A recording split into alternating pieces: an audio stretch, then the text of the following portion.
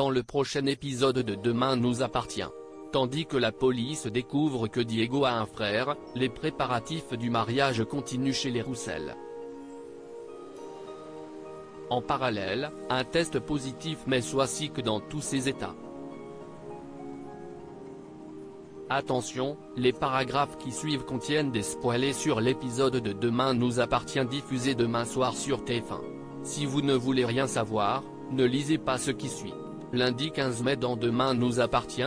La police découvre que Diego a un frère dans la matinée, Karim débarque chez les Delcourt puis embarque Diego au commissariat pour l'interroger. En effet, la police a retrouvé son ADN sur les affaires que Bernard Luthi portait au moment de sa tentative de meurtre. Au cours de son interrogatoire, lors duquel il est assisté par Maître Perrault, Diego est particulièrement nerveux. Bien qu'il clame son innocence, le capitaine Saïd ne le croit pas et le pousse à passer aux aveux. Raphaël se voit alors dans l'obligation d'intervenir et indique que les traces ADN sont normales entre un père et son fils. Elle précise par ailleurs que son client était à Nancy au moment des faits puisque son téléphone a borné là-bas ce jour-là. Seulement, Karim estime que le jeune homme aurait très pu laisser son téléphone sur place pour se créer un alibi. Une théorie absurde selon Raphaël qui souligne que l'adolescent est amnésique.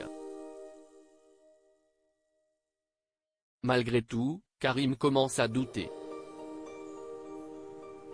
C'est pourquoi, il demande à effectuer un prélèvement ADN pour être fixé. Ce que Diego accepte. Pendant ce temps, Chloé peine à croire que la police puisse imaginer que Diego ait pu tuer son père.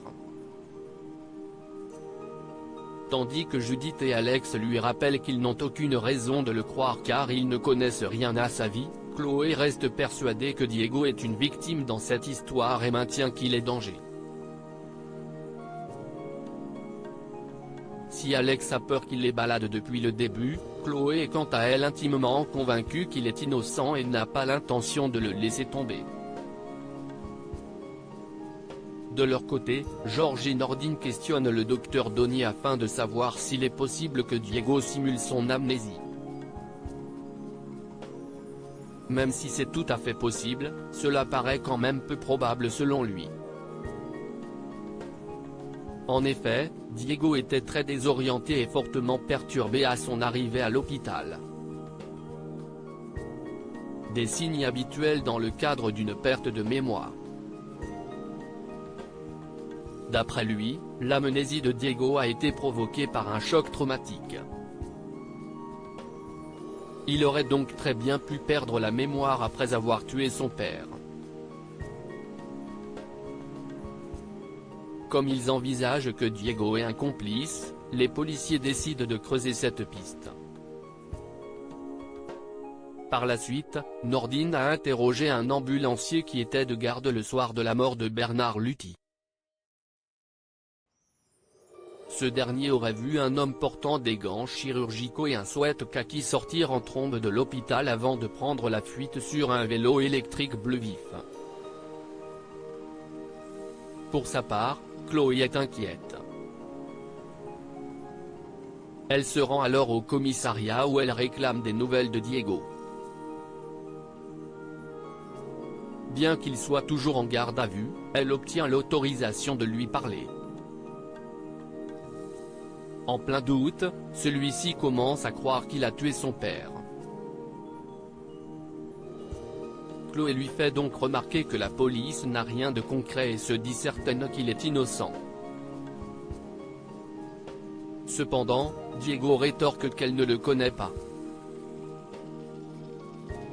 En colère, il crie qu'il est amnésique et qu'il a très bien pu vriller avant de prier Chloé de le laisser tranquille. Au Spoon, Chloé informe Alex que Diego a été placé en garde à vue. Dans la mesure où l'adolescent était très perturbé, Chloé se pose des tas de questions et en vient à se demander si l'adolescent ne lui aurait pas menti. Face à sa détresse, Alex lui fait comprendre qu'elle a fait ce qu'elle pouvait pour Diego et qu'elle ne peut pas sauver la terre entière. La nuit tombée, George reçoit les résultats du prélèvement ADN de Diego Lutti.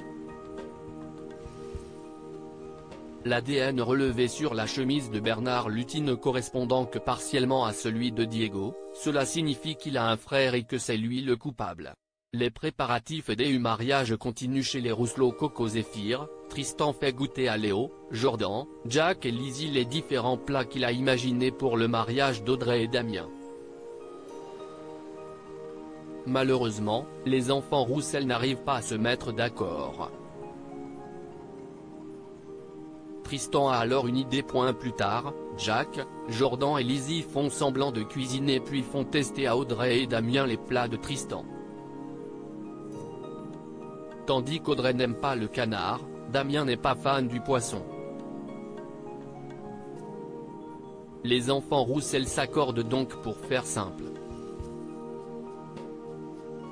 Ce sera un plateau de fruits de mer, des brochettes et des frites. De leur côté, Audrey et Damien ont très bien compris que les enfants leur faisaient déguster des plats pour leur mariage. Vu la mise en scène de ce matin, autant dire que les futurs mariés sont rassurés de constater que leur repas sera géré par un véritable chef. Mais Audrey et Damien sont surtout très touchés par leur investissement. D'ailleurs, Damien dit à Audrey combien il trouve ses enfants formidables. Un test positif met Soisic dans tous ses états. Samel a passé quelques examens à l'hôpital.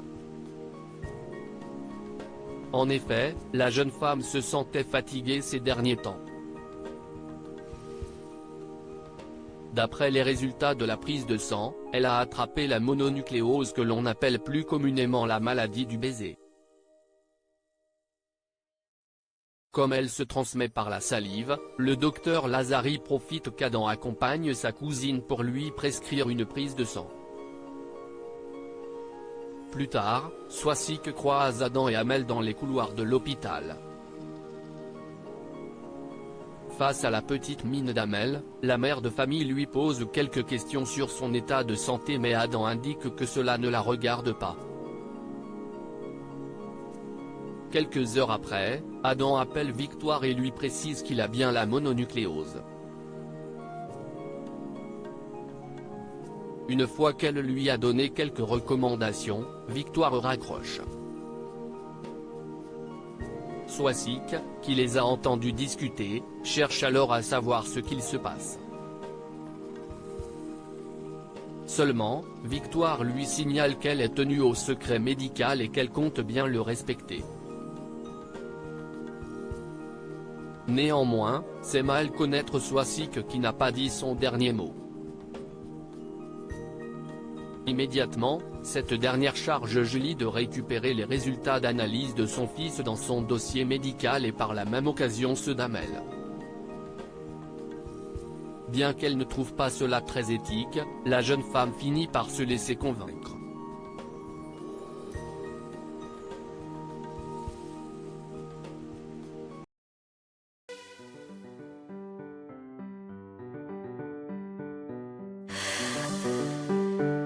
나